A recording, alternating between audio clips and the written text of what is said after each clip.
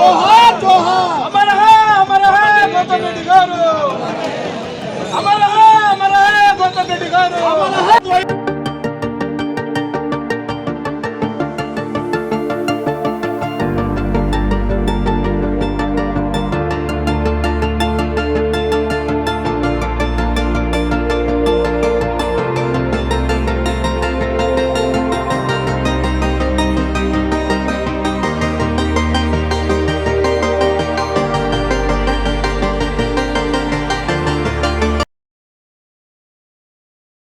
రెడ్డి గారు ఈ రాష్ట్ర ప్రజల కోసం, ఆత్మకూరు నియోజకవర్గ ప్రజల కోసం, వారి సమస్యల కోసం అనేక పోరాటాలు చేయడం జరిగింది.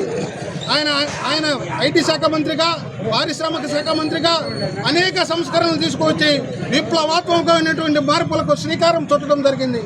ఆ రోజు ఐటీ శాఖ మంత్రిగా, పారిశ్రామిక శాఖ మంత్రిగా 28,000 కోట్ల రూపాయలతో 60 పారిశ్రమలను తీసుకువచ్చి ఈరోజు ఈ రాష్ట్రంలో అనేక మంది నిరుద్యోగ యువతకు ఉపాధి అవకాశాలు కల్పించినటువంటి వ్యక్తి మన గౌతమ్ రెడ్డి గారు.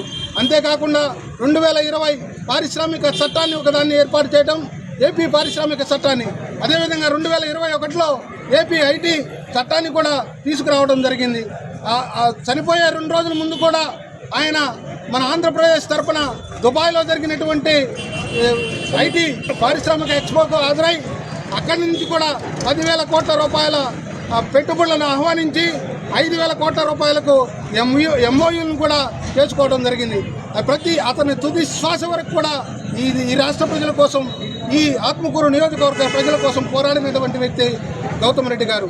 అంతేకాకుండా ఈ ఆత్మకూరు నియోజకవర్గంలో ఆయన మానసిక పుత్రికమైనటువంటి ఎంఎస్ఎంఈ పార్కును కూడా సాధించినటువంటి ఘనత కూడా మేకపాటి గౌతమ్ రెడ్డి గారికి దక్కింది అని చెప్పి నేను ఈ సందర్భంగా తెలియజేస్తున్నాను.